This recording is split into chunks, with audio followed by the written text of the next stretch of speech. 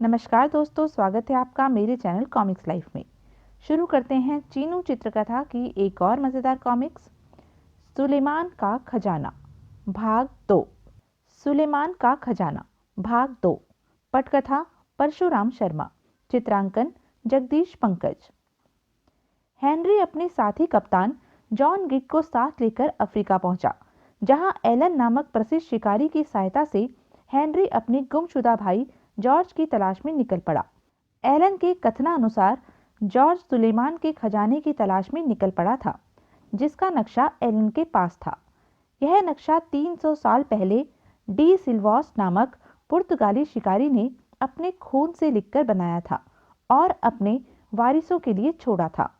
George Silvassa नक्शे का आखिरी वारिस था, जिसने मरते समय वह नक्शा एलन को दे दिया था। नक्शे की सहायता से एलन की टीम तरह तरह की मुसीबतें उठाते हुए आखिर रेगिस्तान पार करके उस पहाड़ी गार तक पहुंच गई, जहां बर्फीले गार में एक आदमी की लाश बैठी थी। लाश को देखकर वे भयभीत हो गए और गार से बाहर भाग निकले। इतना आप पिछले भाग में देख चुके हैं। अब आगे। मैं उस गार में वापस जाता हूं। पागल तो नहीं हुए इनकोबो? मेरा हाथ छोड़ दो इम्पोबा। कहीं वह मुर्दा शख्स मेरा खोया हुआ भाई ही तो नहीं है? ईश्वर का लाख लाख धन्यवाद, यह मेरा भाई नहीं। लेकिन यह है कौन? इसका जवाब मैंने तलाश कर लिया है। यह है डी सिल्वास्ट। डी सिल्वास्ट? लेकिन उसे मरे हुए 300 साल बीत चुके हैं। यह कैसे हो सकता है? नामुमकिन। बिल्कुल उसी तरह जिस तरह स्विट्जरलैंड में मांस के डिब्बे लंबे समय तक खराब नहीं होते, क्योंकि उन्हें बहुत ठंडी जगह में रखा जाता है, उसी तरह यह लाश बर्फ की गुफा में 300 साल से सुरक्षित है।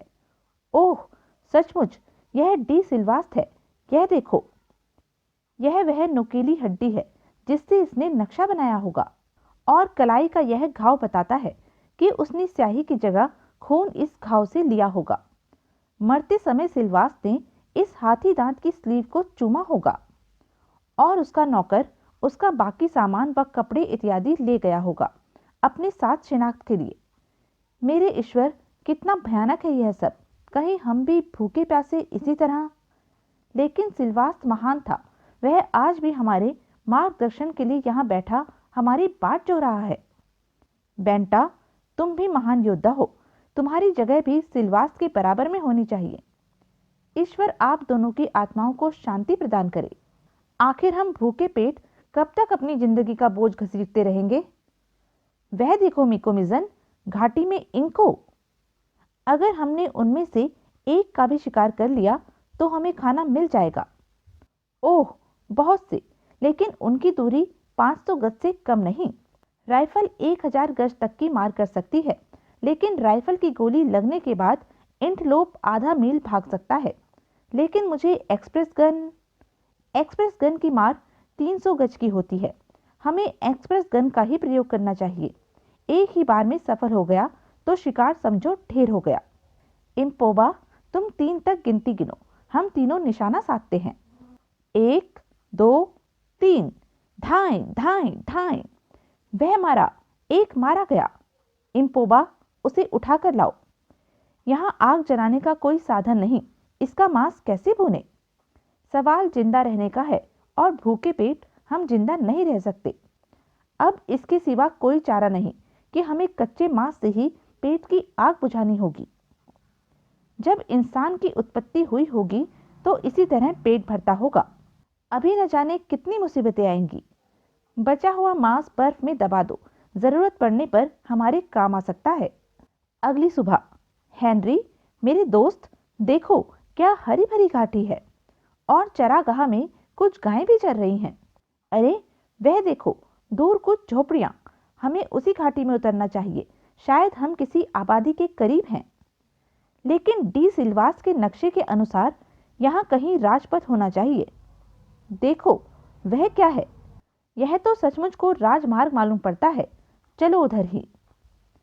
हैरत की बात है, पत्थरों को काट कर बनाई गई यह सड़क हजारों साल पुरानी है, 15 फुट चौड़ी है। लेकिन एलन, जरा सोचो तो, क्या यह सड़क इस पहाड़ से शुरू हुई होगी? और यह पत्थर बताता है कि कभी यहाँ ज्वालामुखी फटा होगा, लावा इस सड़क पर जम गया, यह सुरक्षित रही। इसी रास्ते पर चलते रहो, अब हमें भूख प्यास का सामना नहीं करना पड़ेगा। वाह, क्या कारीगरी है! पत्थरों का पुल 2 खाइयों पर जुड़ा हुआ है, कमाल है। और इस सुरंग के बारे में क्या ख्याल है? वाह, आश्चर्यजनक। ये लोग पागल हैं, मैं खतरे की बू महसूस कर रहा हूँ।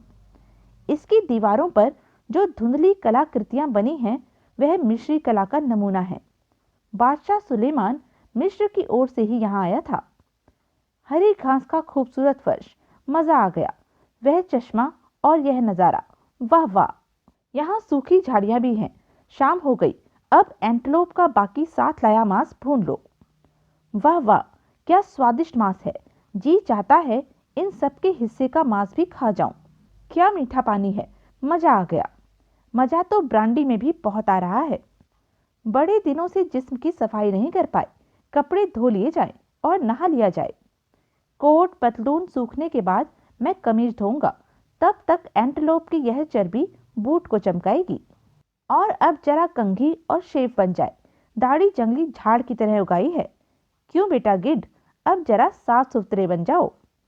अरे बाप रे, एलन संभरो, खतरा। मीको मिजन, उधर देखो, गोली मत चलाना। मालूम पड़ता है वे बंदूकों के बारे में कुछ नहीं जानते, क्योंकि वे निर्भीक हमारी ओर चले आ रहे हैं। बंदूकें रख दो। मुझे आगे बढ़कर उस बूढ़े से बात करनी चाहिए। जोलो अफ्रीकी भाषा में बातचीत करता है। नमस्कार, नमस्कार, जोलो भाषा में। इसका मतलब वे जोलो भाषा जानते हैं, चाहे टूटी फूटी सही। कहाँ से आए हो तुम लोग और कौन हो? तुम तीनों के रंग इतने सफ़ेद क्यों हैं? और इस चौथे शख्स का रंग ऐसा क्यों है जैसे वह हमारी माँ का बच्चा हो? हम लोग अजनबी हैं और लड़ाई झगड़े के इरादे से नहीं आए हैं, और यह शख्स हमारा नौकर है। झूठ बकते हो। तुम कोई भी इंसान इन पहाड़ों को पार नहीं कर सकता, जहाँ हर चीज बर्फ बन जाती है। और अगर तुम अजनबी हो तो फिर जान लो, कोई अजनबी हमारी इस सरजमीन कोको आना में जिंदा नहीं रह सकता। क्या बकता है यह जंगली? वह हमें मार डालने के लिए खड़े हैं। हे ईश्वर, बचाओ। क्या हुआ? यह गिड केनकली का चमत्कार है। गिड, जल्दी से अपने दांत बाहर निकालो। गिड ने अपने नकली दांत बाहर निकाल दिए। अजनबी लोगों, यह मोटा आदमी जिसकी टांगें नंगी हैं, धड़ ढका है और जिसके एक गाल पर बाल उगे हैं और दूसरी हमारी हथेली की तरह साफ है, जिसकी एक आंख ऐसी है जैसे हमने आज तक नहीं देखी।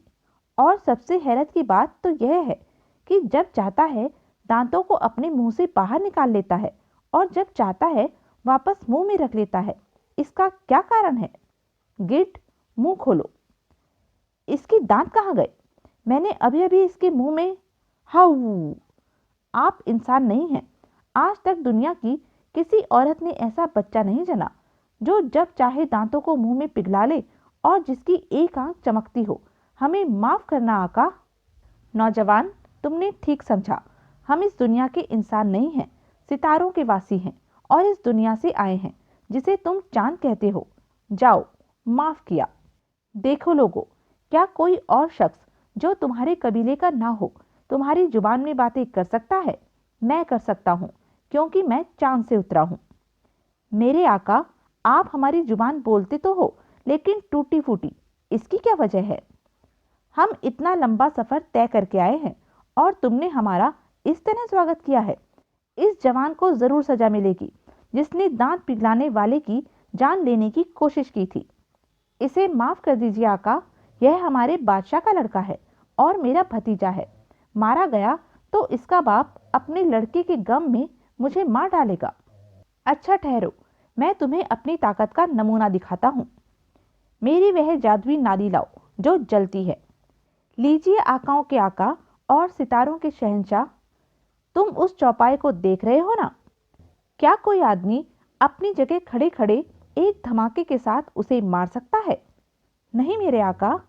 मालूम पड़ता है चचा भतीजे की आपस में बनती नहीं। ऐ सितारों की औलादो, चमकती आंख और जादुई दांत वालों, मेरा नाम इन्फा दोस्त और मैं कोको आना के भूतपूर्व बादशाह का लड़का हूँ और इस नौजवान का नाम शिकारगा है, जो वर्तमान बादशाह का लड़का है और मेरा भतीजा है। शिकारगा हमारे शहंशाह टुवाला का लड़का है। वह टुवाला जो हजारों औरतों का पति है और कोको आना का ईश्वर है। टुवाला के दरबार में ऐसे लोग हाजिर हैं जो काला जादू जानते हैं। अच्छा, तो हमें टुवाला के दरबार में ले चलो। लेकिन देखो इन्फादोस और शिकारगा, मैं तुम्हें चेतावनी देता हूँ, हमसे कोई चालबाजी न करना। तुम्हारा ऐसा विचार करते ही हमें पता चल जाएगा, और बुरे विचारों का पता चलते ही इस चमचमाती आंख वाले की आंख से शोले निकलने लगेंगे जो तुम्हें खाक कर देंगे। कौम कौम, यह सब आपको शाही सलाम पेश करते हैं। चलो आका, हमने जादुई नलकियों को छोड़कर सब सामान उठा लिया है। हमें 3 दिन का सफर तय करना होगा। ठीक है, हम तैयार हैं। ओह, इन बदमाशों ने मेरे कपड़े भी उठा लिए। लाओ मेरे कपड़े, वरना कच्चा चबा जाऊंगा। मेरे आका, आपका सामान यही आदमी उठाएगा। लेकिन मैं अपने कपड़े पहनना चाहता हूँ, बेवकूफ गधे। आका, क्या आप हमसे खफा हैं जो खूबसूरत हाथी दांत जैसे पैरों को हम गुलामों से छुपाना चाहते हैं? क्या खर दिमागों से पाला पड़ा है? देखो गिट, तुम इन लोगों के सामने अजीब हुलिये में हो, और जब तक हम इन लोगों में हैं तुम्हें सिर्फ कमीज और जूते ही पहनकर रहना होगा। और यह याद रहे कि कभी एक चश्मी ऐनक आंख से ना उतारना, और दाढ़ी भी आधी मुड़ी रहनी चाहिए। किसी एक में भी परिवर्तन हुआ तो हमारा पर्दाफाश हो जाएगा और ये हमें कठोर यातना देकर मार देंगे। क्वाट्रीन, क्या तुम सचमुच ही गंभीर हो? हम मजाक नहीं कर रहे गिड, इसी में हम सबकी भलाई है। इन्फादोस, यह रास्ता किसने बनाया है? मेरे आका, कोई नहीं जानता यह रास्ता किसने और कब बनाया है। एक गागुल है जो इस रास्ते के बारे में जानती है। तो यह थी अब तक की कहानी। आगे की कहानी जानने के लिए बने रहें मेरे साथ। और हाँ, मेरे चैनल को लाइक, शेयर और सब्सक्राइब करना ना भूलें। धन्यवाद।